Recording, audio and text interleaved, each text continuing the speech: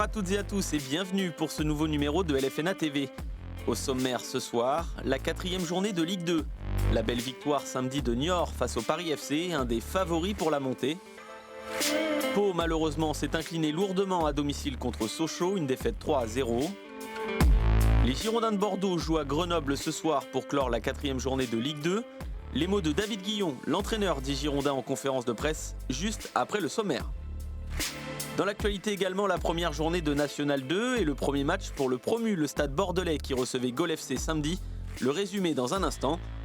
Sans oublier les buts d'Angoulême-Charente FC face à Saumur, de Trélissac face à Nantes et de Bergerac sur la pelouse de Vierzon. Nos invités ce soir seront Stéphane Maloyer, le coach de l'US Chauvigny dans la Vienne, et l'attaquant du club, Benoît Chevrier, à quelques jours de la reprise en National 3. Focus aujourd'hui sur les féminines des Girondins de Bordeaux qui reprennent le championnat le 10 septembre prochain. Reportage à venir. Et enfin, comme toutes les semaines cet été, retour sur les meilleurs souvenirs de la saison. Ce soir, place au club d'Oustaritz dans les Pyrénées-Atlantiques où la formation est à l'honneur. La Ligue 2 pour débuter. Ce soir, les Girondins de Bordeaux affrontent Grenoble à 20h45 au Stade des Alpes. En cas de victoire, les Bordelais rejoindraient le leader Caen avec 10 points. Pour David Guillon, le coach des Marinés Blancs, son groupe est trop jeune et compte sur des renforts pour rester en haut du tableau. J'entends toute ces satisfactions dans l'environnement par rapport à tous ces jeunes que l'on a mis sur le terrain. Alors c'est vrai, on a une équipe extrêmement jeune. Je pense que vous le savez, je pense que ça s'est jamais vu sur la durée. Ligue 1, Ligue 2 confondus, ça s'est jamais vu d'avoir une équipe aussi jeune. Ça s'est jamais vu de commencer une saison sans aucun renfort. Nos 19 concurrents, ils se sont renforcés. Donc tous ces jeunes, ça peut pas durer, c'est impossible. Donc l'histoire est belle jusqu'à maintenant. Il y a des résultats. Mais on se doit inévitablement d'encadrer cette jeunesse. Alors c'est très bien, il y en a quelques-uns qui se révèlent. On voit que ça a bien travaillé au centre de formation, on voit que ce sont des garçons qui écoutent. Donc c'est de bon augure en effet pour la suite. Mais c'est impossible de continuer avec cette équipe-là, ne serait-ce que voilà, j'ai déjà deux joueurs qui ont 2 cartons jaunes. J'ai un blessé avec le petit Jacques. Donc on peut pas en effet sur la durée continuer à avoir des résultats comme ça, parce que encore une fois, je vous le répète, on est à 110% de nos moyens. De leur côté, les Chamois niortais ont réalisé un très joli coup en battant le Paris FC samedi grâce notamment à leur leader offensif, Bilal Boutoba, bien servi par Amadou Sagna à la 56e minute. Ça fait 1-0 pour les Niortais à ce moment du match. 5 minutes plus tard, on retrouve Bilal Boutoba qui efface facilement la défense parisienne et sert Moataz Zemzemi. À 2-0, les Niortais soufflent, mais vont tout de même se faire peur avec la réduction de l'écart de Kadi, l'attaquant du Paris FC, à 20 minutes de la fin. Score final 2-1, un soulagement pour Niort qui pointe désormais à la 9e place du classement avec 6 points. Ils ont pu fêter comme il se doit leur 2e victoire de la saison devant leur public. Les Palois, quant à eux, étaient opposés à Sochaux samedi. Malheureusement, les joueurs de Didier Tolo n'ont pas existé. Mené 1-0 à la mi-temps, Pau n'a pas su réagir en deuxième période. Les Sochaliens ont même alourdi le score. Une défaite 3-0 qui fait mal pour les Palois, 18e au classement. Le programme de la 5e journée de Ligue 2, vous le voyez, Bordeaux recevra Guingamp samedi à 15h. Dans la soirée, Pau jouera contre Quevilly-Rouen et Niort ira à Sochaux. Dans l'actualité ce week-end, la première journée de National 2. Voici les résultats de ce groupe D. À noter la victoire de Trélissac contre la réserve de Nantes. Dès la 12e minute de jeu, les hommes d'Hervé Louba se mettent en évidence par l'intermédiaire de Tchèque Alan Diarra qui vient ouvrir le score. Une histoire de corner puisqu'en toute fin de match, l'arrière-gauche Thibaut Hamel fait le break. Score final 2-0 pour Trélissac. Bergerac était opposé à Vierzon. Les locaux ouvrent le score avec ce coup franc dans la surface de réparation. 10 minutes plus tard, Vierzon va même doubler la mise avec ce corner déposé à l'entrée de la surface. Les Bergeracois vont réagir et réduire l'écart par l'intermédiaire de son attaquant, Christopher Bitsamou, qui ne laisse aucune chance au portier adverse. Défaite 2-1 de Bergerac-Périgord FC sur la pelouse de Vierzon. Le Stade Bordelais a été opposé à l'équipe lyonnaise du Gol FC pour son premier match en National 2. Comment s'est passée cette rencontre si particulière pour le club? Florian Sabatier y était pour LFNA TV.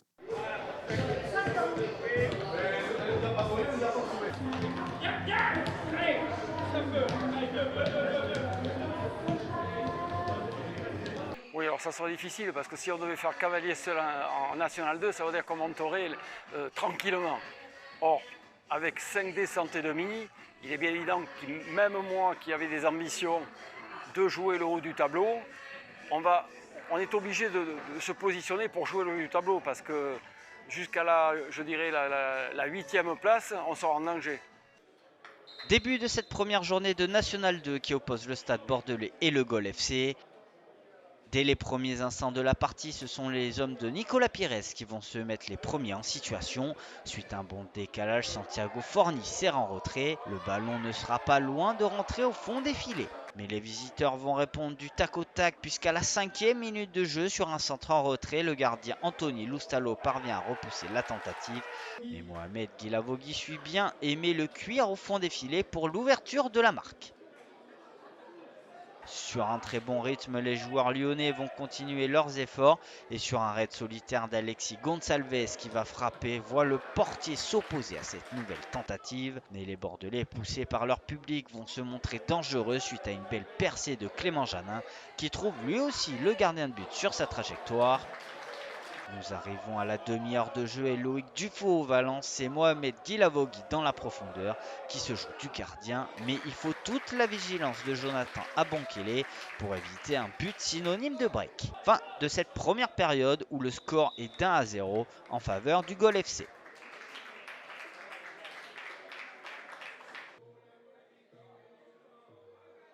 Au retour des vestiaires, le Stade Bordelais va s'offrir une occasion sur coup franc, mais Antoine Philippon veille au grain. Une nouvelle phase arrêtée voit Radouane Eljeld déclencher une tête, mais le gardien est sur ses gardes. Un peu après l'heure de jeu, Guillaume Audroux parvient à se faufiler dans la défense et semble être déséquilibré par Mathieu Dario.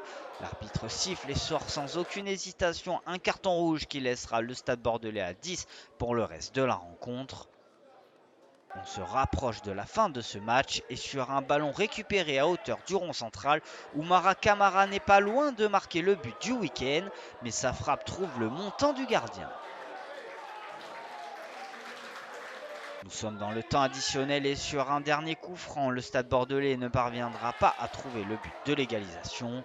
Enfin, sur une ultime occasion, le Gol FC va tenter sa chance, mais Anthony Loustalo parvient à repousser la tentative. Fin de cette rencontre et c'est le Gol FC qui s'impose au stade Saint-Germain face au Stade Bordelais sur le score de 1-0. En effet, parfois il manque 10-15 cm pour la mettre au fond.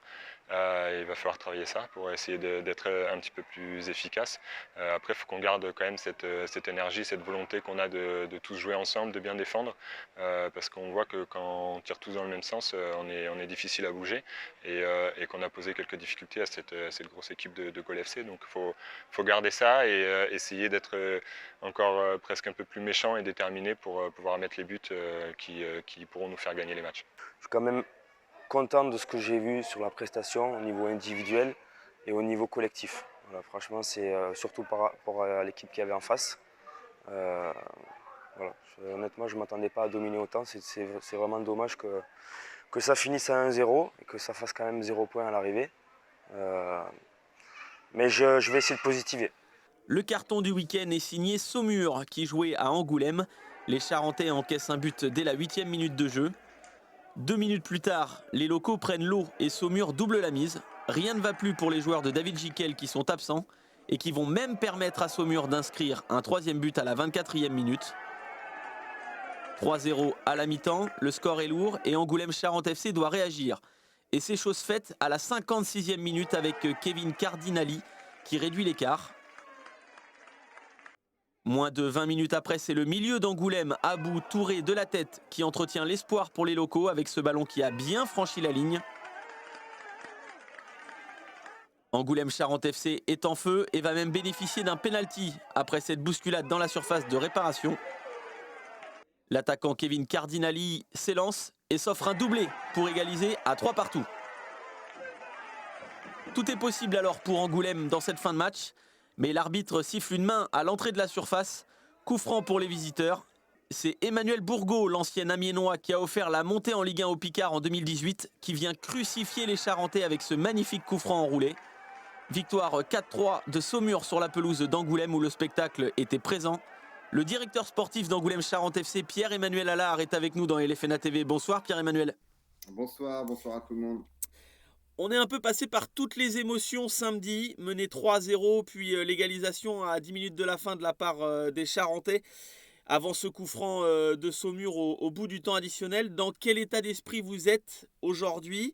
Est-ce que le sentiment de frustration est passé?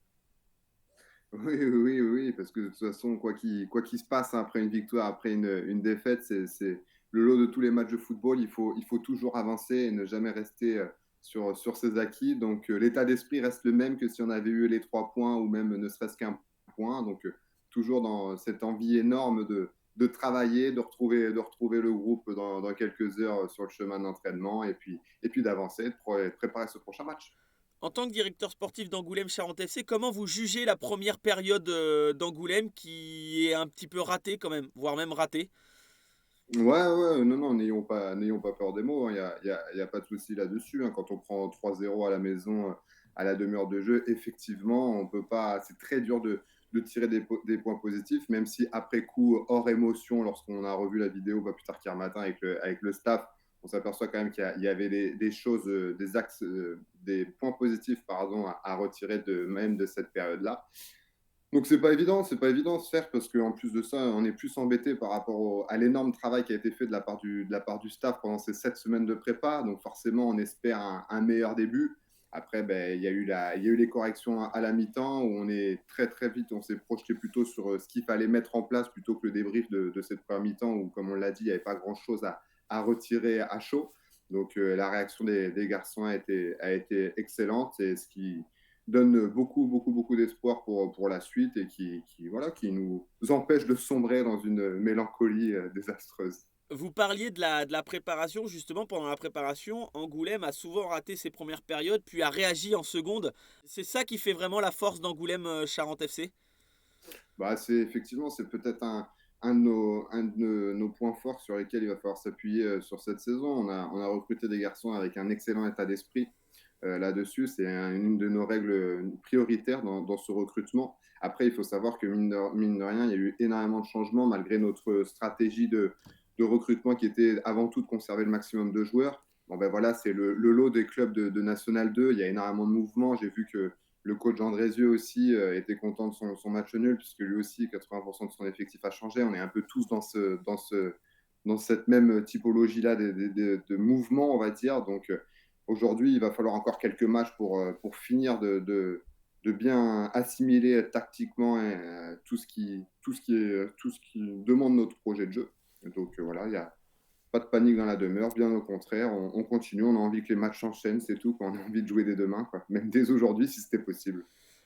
Vous avez eu David Giguel, l'entraîneur d'Angoulême-Charente FC, avec vous hier ou même après le match. Quel a été le discours pour lui à ses joueurs après la rencontre? Non, mais là, l'enjeu, encore une fois, il faut pas tomber sous la coupe de l'émotion. Donc, effectivement, on fait des boulots comme ça pour vibrer. Bon, là, on a vibré. Il y a des vibrations meilleures que d'autres quand même, mais bon, on a sacrément vibré. Non, là, l'enjeu était de se réunir avec tout le staff, de faire un diagnostic. Il y avait des axes d'amélioration qu'on avait déjà mis le doigt dessus durant la prépa. Donc, il y a des points qui ne nous étonnent pas.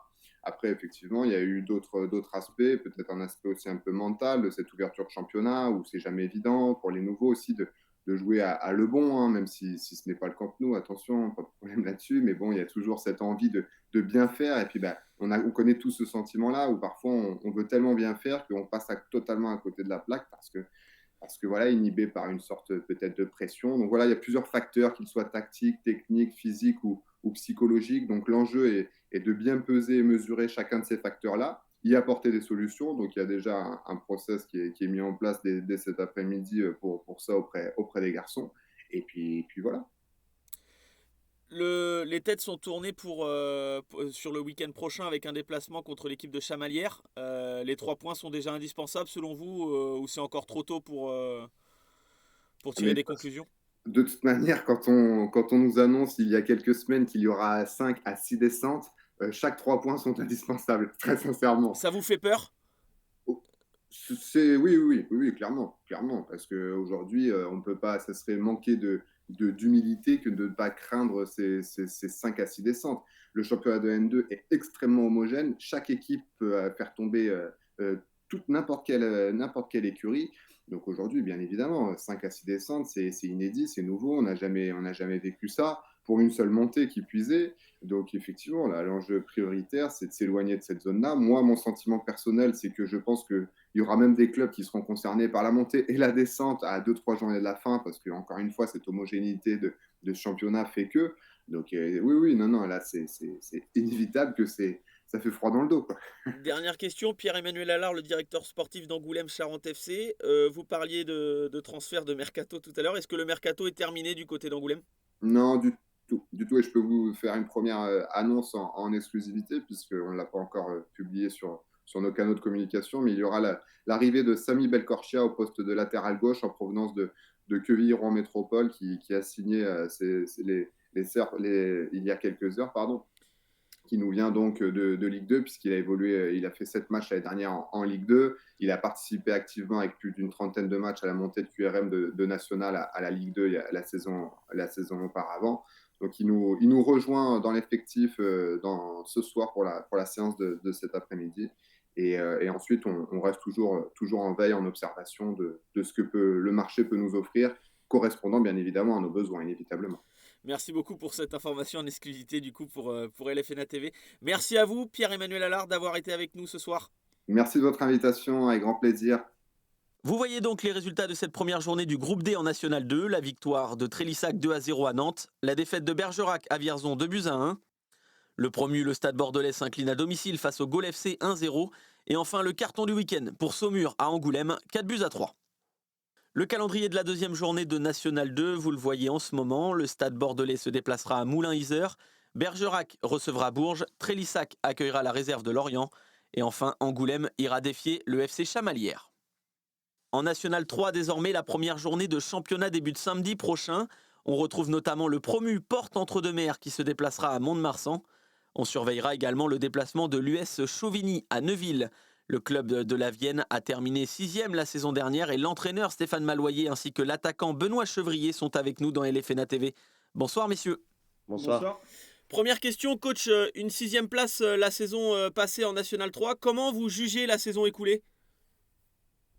Très très bonne saison avec ce parcours de Coupe de France qui a été magnifique. Donc non, c'est une très belle saison qui s'est terminée voilà, malgré une défaite à domicile sur le dernier match, mais autrement non, sur l'ensemble de la saison c'était relativement correct avec le contenu de la Coupe de France. Et puis on a quand même emmagasiné plus de 45 matchs, donc c'était quand même une saison pleine, quoi. Vous avez poursuivi l'aventure avec l'US Chauvigny en fin de saison dernière, ou vous avez prolongé l'aventure jusqu'à la fin de la saison 2023. Quels seront les objectifs, coach, pour cette saison? Les objectifs aujourd'hui seront de faire mieux que celle de l'année dernière, c'est-à-dire de faire mieux que la 6e place. Donc voilà, on sait que le championnat va être assez compliqué et corsé. On sait que certaines équipes se sont bien renforcées. Donc nous, voilà, c'est vrai qu'on a perdu aussi pas mal de joueurs, qu'on a reconstruit encore un groupe avec 7-8 nouveaux joueurs. Donc voilà, il va falloir que la mayonnaise prenne comme l'année dernière et puis que les choses arrivent très vite puisqu'on va enchaîner assez rapidement. Benoît Chevrier, joueur de l'US Chauvigny, est également avec nous pour LFNA TV. Benoît, comment se passe la préparation? Dans quel état d'esprit est le groupe? Vous, dans quel état d'esprit vous êtes après une saison quand même assez réussie l'année passée en National 3? Est-ce que les objectifs seront les mêmes? Oui, comme a dit le coach, les objectifs resteront les mêmes, voire mieux. Voilà, au-delà de mieux que la 6e place. Après, au niveau de la préparation, c'est vrai que ça se passe plutôt bien. Voilà, moi j'ai été absent un petit peu pour des raisons personnelles. Je suis parti en vacances, mais après je suis revenu vite au sein du groupe. Mais la préparation se passe très bien. On a intégré au mieux les nouveaux. Voilà, je pense qu'il y a un bon groupe, il y a un bon potentiel. Maintenant, comme a dit le coach, il va falloir vite bien se préparer, parce que le premier match arrive rapidement et va falloir être prêt, surtout voilà, à Neuville, dont on connaît les qualités là-bas chez eux. Justement, là, tout cet été, Benoît, vous êtes en pleine préparation. Est-ce qu'on n'a pas ce sentiment un petit peu d'excitation à 5 jours d'affronter Neuville à l'extérieur? Puis après, voilà, que ce soit Neuville, Mont-de-Marsan, une autre équipe, on a toujours cette excitation de reprendre le championnat. C'est vrai que là, voilà, ça va arriver très rapidement, il va falloir être prêt. Et, si, je pense que tout le monde a hâte de débuter la saison et de la commencer du mieux possible. Une question pour vous, coach Stéphane Malouayer, sur le recrutement. Est-ce que vous attendez encore des renforts? On sait notamment là, que Kylian Barito est indisponible pour des raisons de pépins physiques. Jusqu'à quand ça va durer ce problème physique? Et est-ce que vous attendez des renforts justement au milieu de terrain? Aujourd'hui, Kylian va passer un IRM prochainement. Donc, on en saura un petit peu plus sur la gravité de sa blessure. Maintenant, on a aussi un effectif qui est relativement conséquent. On s'est dit qu'on se gardait aussi nos pioches pour un recrutement, effectivement, que ce soit à la trêve. Peut-être qu'en fonction de la blessure et puis du contenu de Kylian, on s'attardera aussi sur ce poste-là aujourd'hui. Oui. Alors l'année dernière, l'US Chauvigny a fait parler un peu de lui, notamment pour la Coupe de France. Et malheureusement, cette élimination face à Marseille 3-0 en 16e de finale. Benoît Chevrier, est-ce qu'on n'a pas envie d'y regoûter cette année, ce sentiment un peu de fête et de folie à Chauvigny dans la Vienne? Et bien sûr, c'est toujours quelque chose. Voilà, on veut aller le plus loin possible dans cette compétition. Voilà, c'est vrai qu'à Chauvigny, on a toujours cet objectif d'aller le plus loin. On essaye de la jouer à fond. Si ça peut nous arriver, ça nous arrivera. Après, voilà, je pense aussi que cette année, il y a le championnat qui va être très important, avec un nombre de descentes qui va être plus important que l'année passée. Mais voilà, c'est la Coupe de France, comme on dit, c'est que du plus. Et si on peut aller encore grappiller un 32e, et d'autant plus contre une Ligue 1, pourquoi pas. Oui, Stéphane Malouayer, entraîneur de l'US Chauvigny. Comment on fait pour bien associer les deux, de bien réussir en championnat et de faire un beau petit parcours en Coupe de France? Bon, il y a la gestion d'effectifs, il y a la gestion aussi des entraînements, parce que c'est vrai que l'année dernière, on a quand même fait pratiquement 7 voire 8 matchs de plus que certains clubs de National 3, donc c'est vrai que c'était pas évident. Donc il a fallu, sachant qu'en plus, j'avais pas un effectif non plus qui était très, très, très large. Donc cette année, on a fait aussi, en fonction d'avoir un effectif relativement plus large et plus conséquent, d'avoir un petit peu plus de joueurs sur chaque poste. On a pratiquement, je ne vais pas dire qu'on a doublé les postes, mais pas loin. Donc ce qui fait qu'aujourd'hui, on aura peut-être la possibilité de faire un turnover un petit peu peut-être sur les premiers matchs de Coupe de France. Mais on sait très bien que les matchs de Coupe de France, il faut les jouer à fond. Donc voilà, on verra, on se posera les bonnes questions aussi. Et comme disait Benoît, il y a ce championnat qui est aujourd'hui avec une nouvelle c'est une nouvelle refonte des championnats avec 5 descentes. On ne sait pas ce qui peut se passer aussi en National 2, donc il peut y avoir voire 6 voire 7 descentes. Donc voilà, donc il faut qu'on soit aussi vigilant de ce côté-là. Donc on va effectivement jouer le coup à fond, mais on sera attentif à tout ce qui se passe à côté. Vous craignez justement ces changements de règlement concernant les descentes? Ah, on y pense toujours parce que effectivement, quand ça a été annoncé, ça a été un petit peu un fiasco pour tout le monde. Ça a été aussi pour certains clubs. On voit qu'aujourd'hui, ils ont réinjecté pas mal d'argent pour recruter pas mal de joueurs. Donc ça veut dire qu'aussi tous les clubs aujourd'hui ont essayé de faire le mieux possible par rapport à leur recrutement. Donc ça va, je pense que ça va monter en gamme au niveau. Donc ça va apporter effectivement des matchs. Tous les matchs vont être importants en fin de compte cette année. Il y aura pas je pense pas qu'il y ait beaucoup d'équipes qui soient en queue de peloton, quoi. C'est ce que je disais. Il va pas y avoir beaucoup de différence entre certaines équipes, quoi. Benoît Chevrier, joueur de l'US Chauvigny, l'année dernière, du coup, Chauvigny, on sait où placer le club maintenant sur la carte, avec notamment ce parcours en Coupe de France. Comment on en arrive là? Et surtout, qu'est-ce qui fait de ce club un club si unique? Est-ce que c'est son côté familial et son côté un petit peu ambiance? Oui, bah de toute façon, moi, ça va faire ma 9e année ici, donc je sais comment fonctionne le club et comment il a évolué. Aujourd'hui, à chaque match, c'est minimum 500 supporters.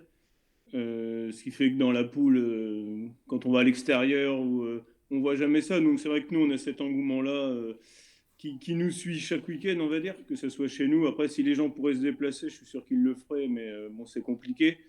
Et voilà, même sur les entraînements qu'on avait fait avant, que ce soit à Marseille ou même avant, ils étaient même présents sur les entraînements. Enfin, ils nous avaient réservé pas mal de surprises. Et c'est vrai que de jouer devant un public comme ça, chez nous, ça fait que créer des liens. Et oui, Chauvigny, ça reste avant tout voilà, un club familial, un club convivial, mais toujours avec de l'ambition. Si on est aujourd'hui en N3, c'est pas pour rien non plus. Même question pour vous, coach. Vous êtes passé par Châteaudun, par Chartres. Vous avez déjà vu ça auparavant? Ouais, ouais, non, enfin, c'est complètement différent. Chaque club a son potentiel, on va dire, public, mais c'est vrai qu'aujourd'hui, au niveau de Chauvigny, que ça soit au niveau du public et puis au niveau des bénévoles qui œuvrent aussi au club, j'ai rarement vu ça dans un club. Et puis cet esprit, toujours donner le maximum pour le club, les gens sont toujours là pour apporter quelque chose pour les joueurs, pour les dirigeants. Il y a toujours des possibilités dans ce club-là. Donc c'est vrai que c'est malgré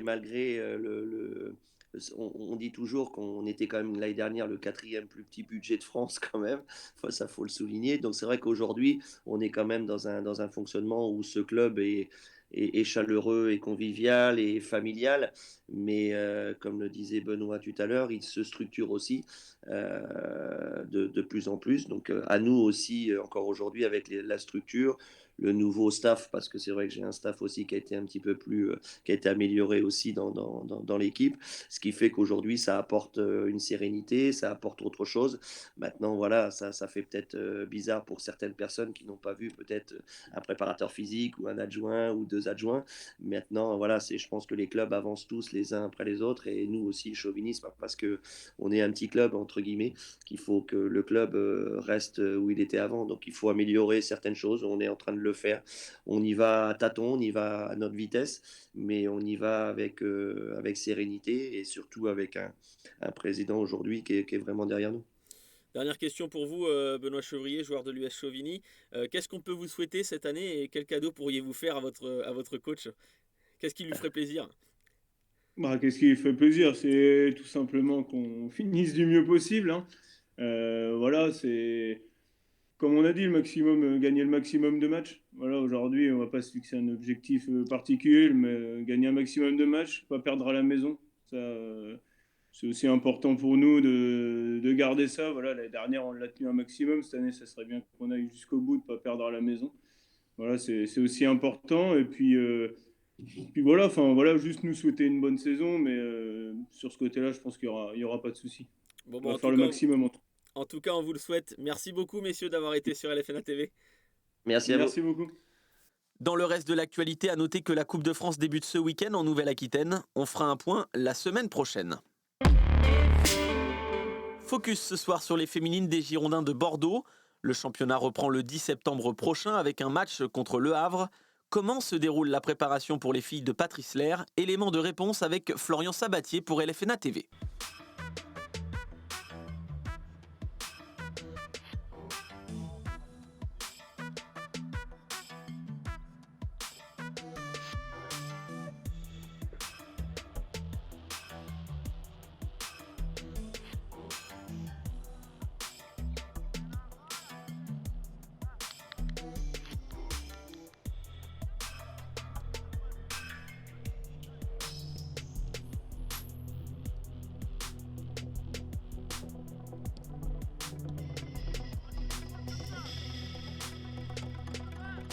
Bah écoutez, ça se passe bien pour le moment, l'équipe vit bien, on a un bon groupe, donc on espère que ça va continuer comme ça. Bien sûr, c'est une nouvelle page, on a beaucoup de jeunes qui ont intégré le groupe. Après, on a fait quelques recrues, donc il va falloir qu'on apprenne à tout jouer ensemble et essayer de continuer ce qu'on a commencé. Bien sûr, nous, on est concentrés sur nos premiers matchs qui vont arriver, qui sont des matchs qu'on va absolument gagner, donc on travaille là pendant la prépa pour bien commencer le championnat avec une victoire. Je pense que notre objectif il est clair, c'est de finir le plus haut possible dans le tableau. Et pour ça, il va falloir qu'on travaille énormément parce qu'il y a eu beaucoup de changements cette saison. Mais ça va être du travail quotidien et notre objectif il est clair et net. On veut être le plus haut possible dans le tableau. Bien Marion, bien nous. Faut répéter, ça va venir, allez. Non.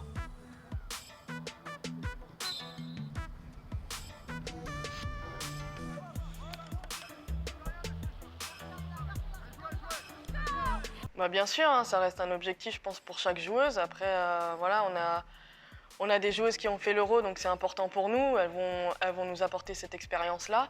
Et ouais, c'est un objectif personnel, donc on verra, hein. C'était vraiment très enrichissant, une très belle expérience. On a marqué un petit peu l'histoire, on a fait quelque chose d'historique, donc pour nous c'est vraiment bien.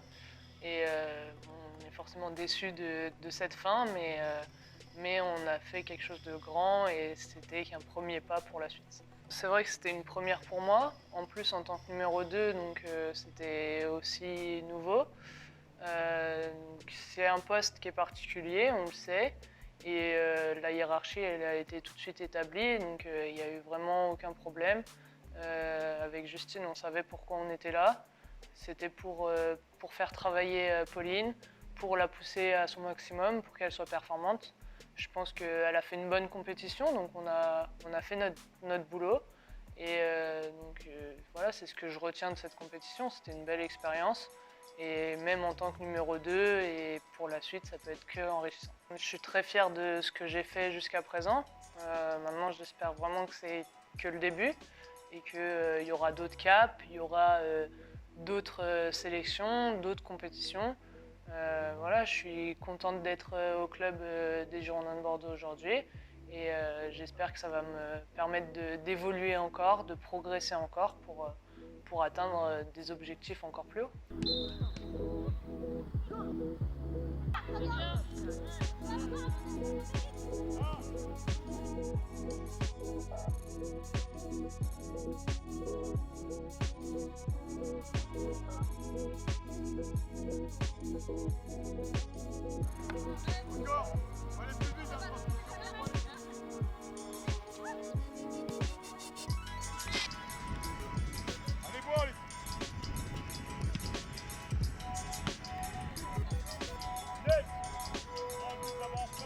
Bah, c'est sûr que la saison dernière elle est complètement différente avec cette saison parce qu'on a eu beaucoup de départs, des joueuses importantes, des internationales.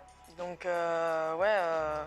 on en garde des bons souvenirs. Maintenant, il faut se concentrer sur ce qui va arriver cette saison-là. Le coaching, il est complètement différent. Après, parce qu'on a goûté à un coach qui est aussi Pedro, qui n'est pas français. Patrice, c'est un coach qui a gagné des titres. Donc, il est là pour essayer de nous faire gagner quelque chose. Donc on prend de son expérience.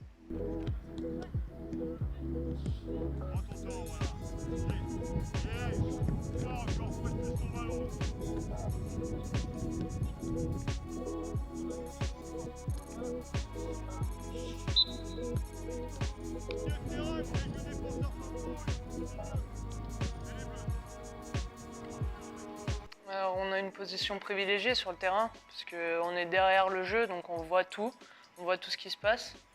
Ça fait partie aussi du poste de prendre énormément d'informations et de guider nos défenseurs, notre équipe en général. Et je pense qu'un bon gardien, c'est aussi un gardien qui fait peu d'arrêts, parce que ça veut dire que devant lui, son équipe a fait ce qu'il fallait. Et pour ça, il y a besoin de la communication du gardien, qui lui voit tout le jeu et donc peut guider, aider sa défense et ses joueurs à coulisser, à bien défendre. Donc oui, je pense que c'est important, je pense que ça fait partie du poste aujourd'hui et j'espère être performante là-dedans. C'est sûr, ça surprend toujours quand on arrive dans une gare ou à la sortie du stade et que plutôt que de nous arrêter nous, les gens demandent une photo avec Gaëtan. Au début ça surprend, mais voilà, c'est très intéressant pour nous d'avoir quelqu'un comme lui qui nous coach et voilà, il peut nous apporter beaucoup d'expérience. Donc ouais, c'est très intéressant.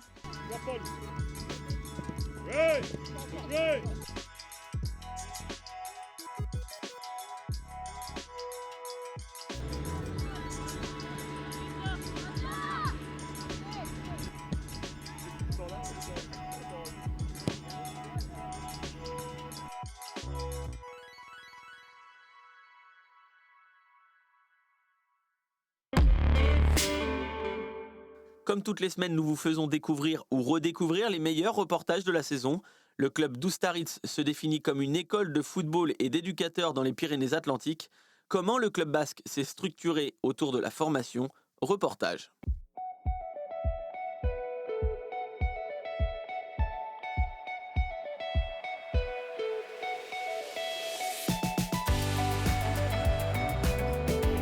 Donc je suis Kevin Sénat, je suis responsable technique au club du Staritz, en salarié à 35 heures en CDI.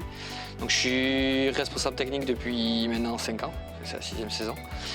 Donc le club du Staritz, on est 360 licenciés cette saison.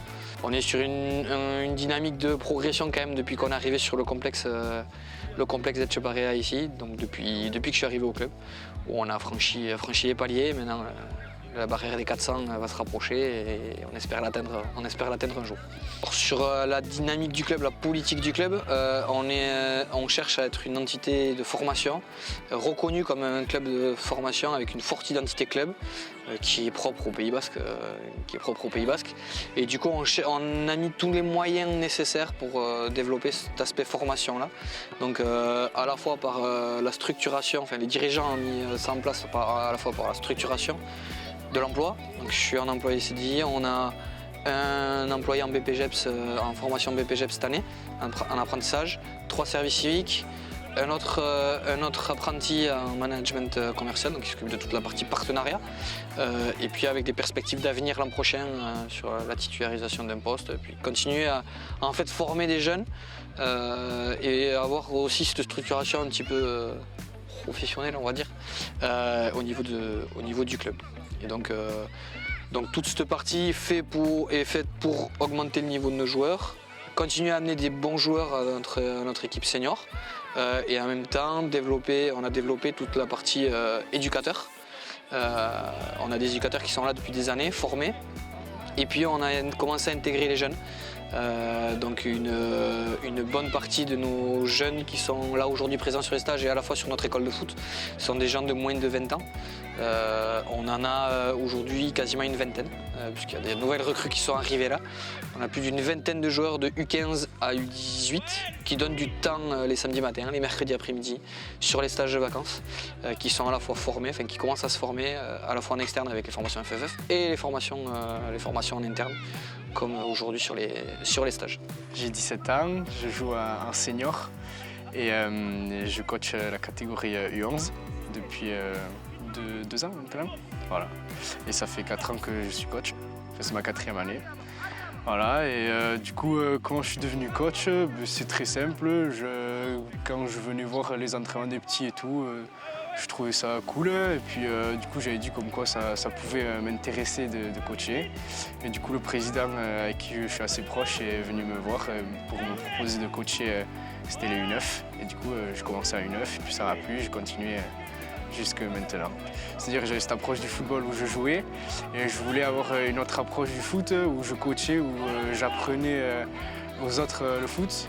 Puis ce que j'aime bien aussi, c'est qu'avec les petits, il y a un contact qui est assez drôle, quoi. C'est très ludique et c'est ça que j'aime bien. Je passe, quand je viens le samedi, même en semaine, je passe franchement des super entraînements, je m'éclate et c'est ça qui m'a plu. En fait, c'est vraiment...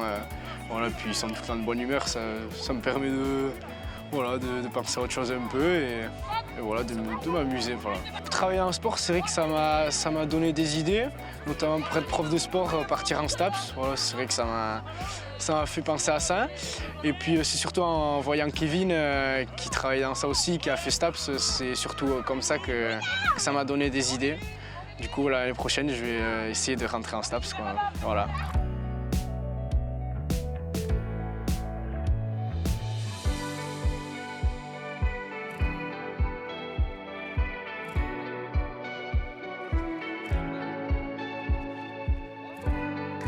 On va essayer de montrer par ce reportage que nous, notre mission, en fait, on l'a vue de 2 façons. C'est-à-dire qu'il y a l'école de foot et puis en même temps, on essaye d'imbriquer à côté une école de coach, on va appeler ça, ou d'éducateur, pour permettre en fait aux joueurs de se développer, voilà, comme je l'ai dit, en tant que joueur, footballeur, mais aussi en tant qu'éducateur, pour l'aider en fait dans sa vie future, pour les orienter sur des métiers de l'animation, pour ceux qui ça leur plaît.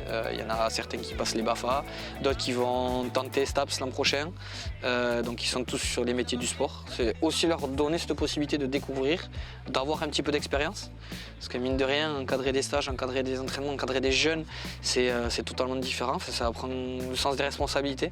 Et du coup, c'est notre objectif. Donc les amener, essayer de leur donner le maximum de billes pour qu'ils puissent faire leur choix professionnel plus tard, qu'ils puissent découvrir autre chose, à la fois sur des formations, de l'acquis d'expérience.